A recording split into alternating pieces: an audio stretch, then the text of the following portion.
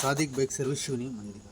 ಇದರಲ್ಲಿ current supply ಆಗ್ತಾಯಿಲ್ಲ, ಇರೋ ಡ್ಯೂಟು ನೋಡ್ರಿ. ಇಲ್ಲಿ ಕರೆಂಟು ಬರ್ತಾ ಇಲ್ಲ. ಕರೆಂಟು ಇದರಲ್ಲಿ ಏನು ಸಮಸ್ಯೆ ಆಗಿದೆ ಅಂದರೆ, ಇದು ಸಿ ಡಿ ಕಾಯಿಲಲ್ಲಿ ನೋಡ್ರಿ, ಇದ್ರಾಗೆ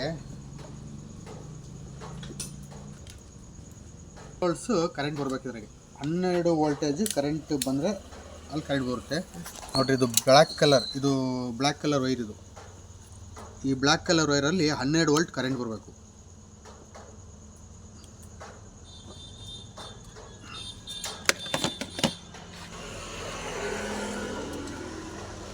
ನೋಡಿರಿ, ಇದರಲ್ಲಿ 12 ವೋಲ್ಟ್ ಕರೆಂಟ್ ಬರ್ತಾ ಇಲ್ಲ. ಇದು ವೈರ್ ಎಲ್ಲ ಡಿಸ್ಕನೆಕ್ಟ್ ಆಗಿದೆ ಮಧ್ಯದಲ್ಲಿ, ಹಾಗಾಗಿ ಕರೆಂಟ್ ಬರ್ತಾ ಇಲ್ಲ. ಈಗ ಇದು ವೈರ್ ಡಿಸ್ಕನೆಕ್ಟ್ ಆಗಿದೆಯಲ್ಲ, ಇದಕ್ಕೇನು ಮಾಡ್ಬೋದು ಅಂದರೆ ನಾವು ನೋಡಿರಿ, ಡೈರೆಕ್ಟ್ ಒಂದು ಬೀಗದಿಂದ ಒಂದು ವೈರ್ ಇದೆಯಲ್ಲ, ತೋರ್ಸಪ್ಪ ಇಲ್ಲಿ. ಡೈರೆಕ್ಟ್ ಇಲ್ಲಿ ಬೇಗದಿಂದ ವೈರ್ ತಗೊಂಡು ಬ್ಲ್ಯಾಕ್ ವೈರಿಗೆ ಕಲೆಕ್ಷನ್ ತಗೊಂಡು ಡೈರೆಕ್ಟಾಗಿ ನಾವು ನೋಡಿರಿ, ಇದು ಸಿ ಡಿ ಕಾಯಿಲಿಗೆ ಈ ಬ್ಲ್ಯಾಕ್ ವೈರ್ ಬರುತ್ತಲ್ಲ, ಈ ಬ್ಲ್ಯಾಕ್ ವೈರಿಗೆ ನಾವು ಡೈರೆಕ್ಟಾಗಿ ಕಲೆಕ್ಷನ್ ಕೊಡ್ತೀವಿ ನೋಡಿ. ಇದು ಡೈರೆಕ್ಟಾಗಿ ಕಲೆಕ್ಷನ್ ಕೊಟ್ಟು ನೋಡಿರಿ. ಈಗ ನೋಡಿರಿ, ಕರೆಂಟ್ ಚೆಕ್ ಮಾಡೋಣ ಬರ್ರಿ.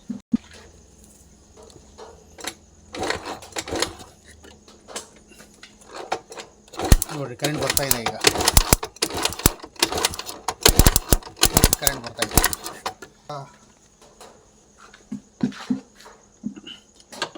ಈ ಬ್ಲ್ಯಾಕ್ ವೈರಲ್ಲಿ ಕರೆಂಟ್ ಬಂದಿಲ್ಲ ಅಂದರೆ, ಈ ಬ್ಲ್ಯಾಕ್ ವೈರಲ್ಲಿ 12 ವೋಲ್ಟ್ಸ್ ಕರೆಂಟ್ ಬರಬೇಕು. ಇದನ್ನು ಚೆಕ್ ಮಾಡ್ಕೊಂಡು, ಇದರಲ್ಲಿ 12 ವೋಲ್ಟ್ಸ್ ಕರೆಂಟ್ ಬಂದಿಲ್ಲ ಅಂದರೆ ನಿಮಗೆ ಗಾಡಿಯಲ್ಲಿ ಕರೆಂಟ್ ಬರೋಲ್ಲ, ಗಾಡಿನೂ ಸ್ಟಾರ್ಟ್ ಆಗೋಲ್ಲ.